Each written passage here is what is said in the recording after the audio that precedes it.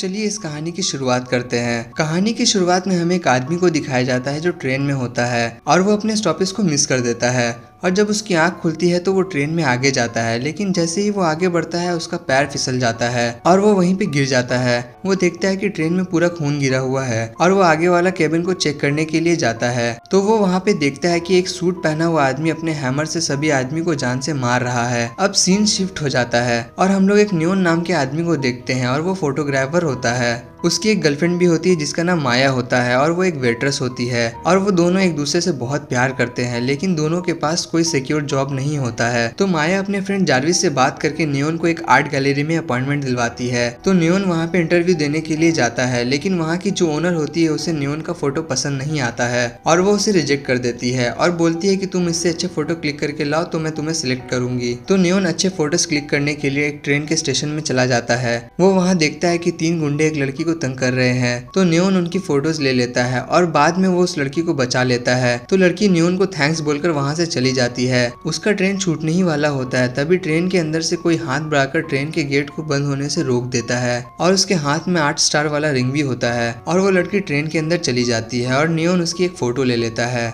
अब ये लड़की ट्रेन के अंदर जाकर बैठ जाती है और गाने सुनने लगती है, लेकिन तभी पीछे से वो सूट वाला आदमी आता है और वो अपने हैमर से उस लड़की को मार देता है। इसके बाद नियोन सारी फोटो माया को दिखाता है और सारी फोटो माया को बहुत पसंद आती है। सुबह में नियोन को न्यूज़पेपर में उसी लड़की का न्यूज दिखाई देता है जिसे उसने रात में बचाया था और वहाँ पे लिखा हुआ था कि ये लड़की मिसिंग है। इसके बाद वो सीधा डिटेक्टिव के पास जाता है और उसे सारी कहानी बताता है। वो डिटेक्टिव को बोलता है कि कल रात 3 लड़के इस लड़की के साथ छेड़छाड़ कर रहे थे, हो सकता है कि उन्होंने इस लड़की के साथ कुछ किया होगा, लेकिन डिटेक्टिव उसकी बात नहीं सुनती और नियोन को वहाँ से भगा देती है। नियोन वहाँ से सीधे आर्ट गैलरी में जाता है और रात में जो उसने फोटोज ली थी वो वहाँ की ओनर को दिखाता है। ओनर को उसकी फोटोज बहुत पसंद आती है और वो उसे इसी तरह से काम करने के लिए बोलती है और उसे काम पे भी रख लेती है। ये सुनकर नियोन, माया और उसका दोस्त जारविस तीनों एक कैफे में पार्टी करते हैं। सीन फिर से उसी ट्रेन में शिफ्ट होता है और यहाँ पे हम लोग 3 लोगों को देखते हैं जिसमें से एक लड़की होती है और उनका भी स्टॉपेज मिस हो गया था और ये तीनों उस ट्रेन में हो रहे घटनाओं के बारे में ही बात कर रहे होते हैं। तभी पीछे से वो हथियारा आ जाता है और वो उनके दोस्त के सर पे इतने जोर से हमला करता है कि उसकी दोनों आंखें बाहर आ जाती है और वो वहीं पे मर जाता है। फिर वो दूसरे आदमी को भी बुरे तरीके से मार देता है और अब उस लेडी की बारी आ जाती है और वो हथियारा अपने हैमर से इतने जोर से मारता है कि उसकी गर्दन उसके शरीर से अलग हो जाती है और उन तीनों की वहीं पे मौत हो जाती है। इसके बाद नियोन उस स्टेशन के बाहर ही बैठा था और वो उस हथियारा का फोटो क्लिक कर लेता है और उसका पीछा करने लगता है और रास्ते में हथियारा उसको देख भी लेता है, लेकिन कुछ बोलता नहीं और अपने होटल में चला जाता है और नियोन को उसके होटल का नाम पता चल जाता है। अब नियोन घर में आके सारे फोटोज को चेक करता है तो उसे वही फोटो मिल जाती है जिसमें 8 स्टार वाला रिंग था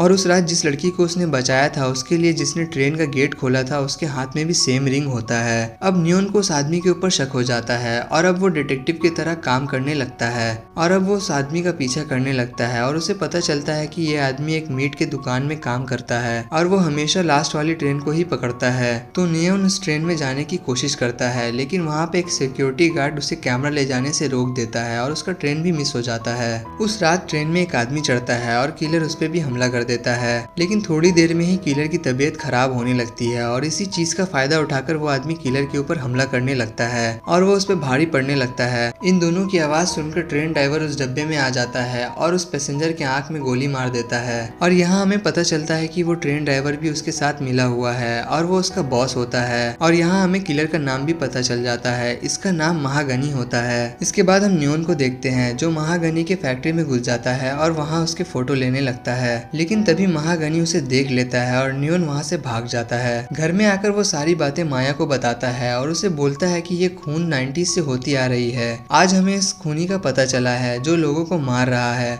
तो माया नियोन से बोलती है कि तुम ये सब छोड़ के अपने काम पे ध्यान दो। फिर रात में हम लोग महागनी को देखते हैं जो शिकार करने के लिए ट्रेन में चढ़ता है और यहाँ नियोन भी उस ट्रेन में चढ़ जाता है। ट्रेन के अंदर से नियोन देखता है कि महागनी 2 लड़कों को जान से मार रहा है और मारने के बाद वो उन लोगों का दांत निकाल लेता है और उन्हें टकला भी कर देता है और एक हुक लगाकर उन सबको ट्रेन में लटका देता है। ये सीन बहुत ही डेंजरस और डरावना होता है। ये सब देखकर नियोन अपने कैमरा से फोटोज क्लिक करने लगता है, लेकिन महागनी उसे देख लेता है और उसे मार कर बेहोश कर देता है। जब नियोन की आंख खुलती है तो वो खुद को एक हुक से लटका हुआ पाता है और वहाँ पर कुछ क्रिएचर्स आके उसके पीठ में टैटू बना देते हैं। जब दोबारा उसको होश आता है तो वो खुद को को सेफ पाता है और वो वहाँ से सीधे घर आ जाता है और सारी बातें माया को बताता है। लेकिन इस बार भी उसके पास कोई भी सबूत नहीं होता है क्योंकि महागनी ने उसका कैमरा तोड़ दिया था। माया पता लगाने के लिए अपने दोस्त जारविस के साथ महागनी के घर में जाती है और उसे वहाँ पर अजीब अजीब सामान मिलती है और वहाँ पे उन्हें लोगों को काटने वाली कुछ औजारें भी मिलती है और उसे एक डायरी मिलती है जिसमें 90s से लेकर अभी तक के जितने भी मर्डर हुए थे उन सबकी हिस्ट्री होती है। लेकिन तभी वहाँ पर महागनी आ जाता है और वो जारविस को पकड़ लेता है। माया किसी तरह वहाँ से अपना जान बचाकर डिटेक्टिव के पास आ जाती है और सारी बात बताती है। लेकिन डिटेक्टिव को माया की बातों पर भरोसा नहीं होता है क्योंकि इसके पास कोई भी सबूत नहीं था और डिटेक्टिव बोलती है कि महागनी ने उसके नाम से एक कंप्लेंट भी करवाई है क्योंकि माया ने उसके घर से एक डायरी चोरी की है जिसमें सारे मर्डर्स की हिस्ट्री होती है। तो डिटेक्टिव माया से वो डायरी मांगती है लेकिन माया बोलती है कि डायरी जारविस के पास है, अगर डायरी चाहिए तो पहले हमें जारविस को ढूंढना पड़ेगा। फिर माया गन लेकर महागनी को शूट करने के लिए जाती है। वो डिटेक्टिव माया को चोरी करने के जुर्म में अरेस्ट करने के लिए आ जाती है तो माया गुस्से में आकर उस डिटेक्टिव के ऊपर भी गन तान देती है लेकिन शूट नहीं करती।